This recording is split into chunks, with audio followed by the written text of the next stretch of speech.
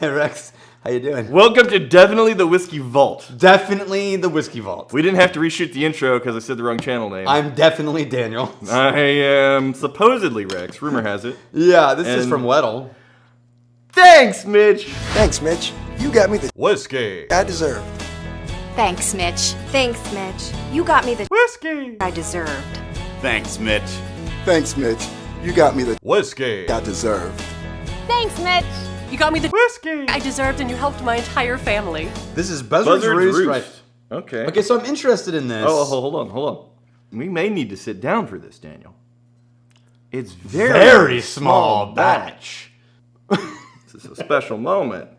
I wonder what we could call ours since we've only ever released like one barrel at a time, or maximum two. What's smaller than micro? Atomic release? Atomically small batch. Atomically small batch. Electron batch. It's not even a full atom. Electron batch whiskey. Okay, so I'm gonna before you smell this. Wait! Before. I'm not listening to you. Now say what you're gonna say. God damn it! It smells lovely, by the way. Well, you know why? Why? It's MGP rye. Oh, wow, that's softer than I remember MGP. Okay, so this is a guy from Kentucky who's fairly well known. Some might say, not infamous. That's more than famous. He's well known, long history in the Kentucky whiskey industry. Yeah. Even at a bar that was well known. So I was reading up on him, and Michael Veach knows him and said, you know, as long as he's known him, he's wanted to have his own whiskey. Okay. And so he's now finally headed that direction. The guy's name is Jason Bronner. Jason Bronner. Okay, all right. Been in the whiskey industry for a long time, finally creating his own whiskey. Sure. As opposed to just being a part of the whiskey scene. And this was the startup sourcing? This started with sourcing MGP, and it's 36 months old, at least 3 years old. And he's hoping to start distilling, from what I understand. What proof did he release it at? 52.5?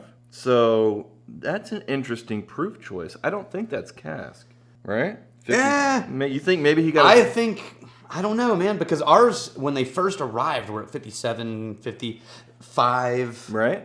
I don't know. I mean, that's within the spectrum. I would like to think he dialed in the proof that he thought was going to be the best representation. I think that's definitely possible. This is batch 1, by the way. Oh, right on. Weddle, and by the way, Weddle gave us the first batch of this dude's stuff. I'm really digging the nose, and there's almost, it's weird, there's almost like a minty quality back behind this herbal note. Yes, I totally agree. Yeah. So the MGP rye that we have in here that I know is MGP is Redemption. Yeah. And Bullet. Bullet, I think, that's going to be too low of a proof. Yeah, but Redemption...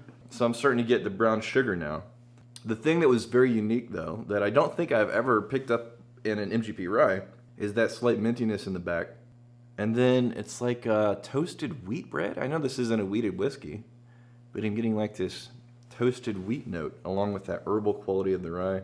I've got a bunch of MGP ryes, but everybody who bought them proofed them down to 46. All right. I'm just going to live with this one. I mean, we can do like a Bullet. We could just compare it to Bullet just to see. Nice and friendly, and wow. It's like a...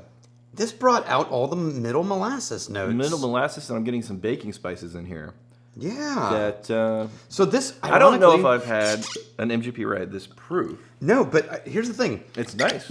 There's none of the eucalyptus green tea notes in this rye that I normally get in an MGP rye. I'm just going to pour Bullet just because... A few sips in, then you start to pick up a bit of a cinnamon on the finish there. That's nice. It switches up. You go back to it a few different times, you're going to find something new. No, he really either selected those barrels really well, because it's a significant improvement on the generic MGP rye. Well, it's definitely he's got more depth and new ones. This is not like I like the MGP. I like the Bullet rye. I would still call that a classic rye. As a matter of fact, it would vie with. I think the MGP rye could vie with any other rye producer as a classic rye example. No, they make it like it competes. Right now, we've chosen Whistle Pig for our classic rye on the shelf. Right, but Bullet could easily be there too. I don't more whiskey. Just a quick note about the MGP. Bullet rye proof down to 46. 46. The flavors are really nice. I'm glad they didn't take it to 40, but I think there's just a little bit more that whiskey has to offer. Add water to your Buzzard's Roost. Yeah, these are definitely different, man. Yeah. Ooh, all of the earthy spice notes jumped out with the water. It changes delightfully with a bit of water there. Look, It feels more cohesive. I've always really thought Whistle Pig was sort of like a nice, luxurious rye. This, I think, goes toe-to-toe with that. Yeah. It's not cheap. I mean, they want like $60. Okay. That's in the Whistle Pig price range, too. It's a really nice whiskey.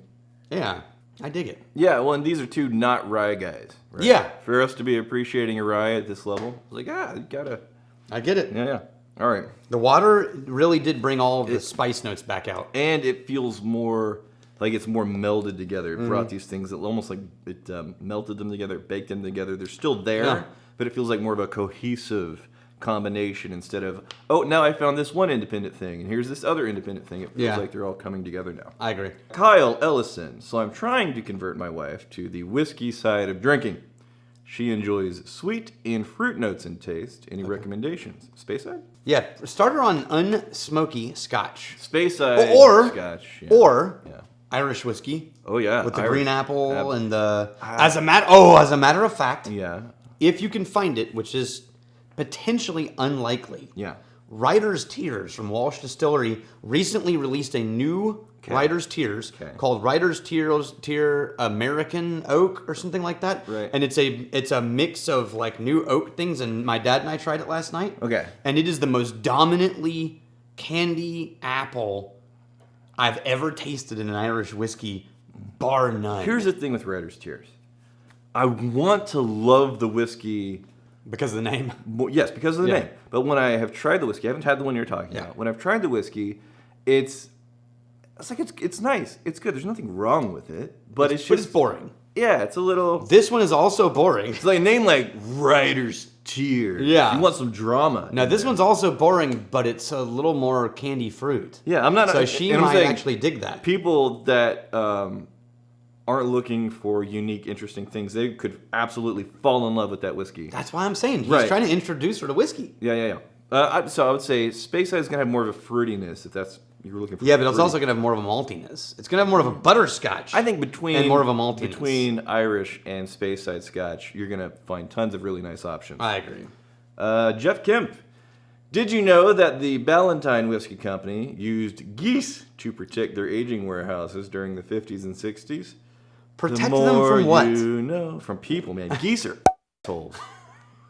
They are ruthless. Yeah, like a geese Gestapo. They'll charge you, and they're like big and loud, and yeah, man. Yeah, what did they protect it from, though? Was it people?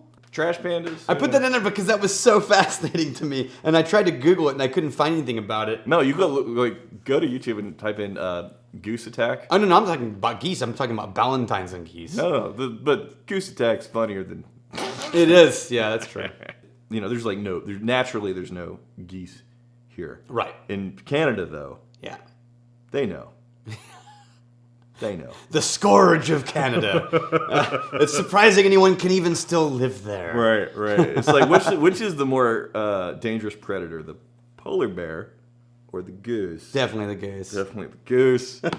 Here's to fighting, stealing, and drinking. If you fight, may you fight for a friend. You steal, may you steal your lover's heart. And if you drink, may you drink with us.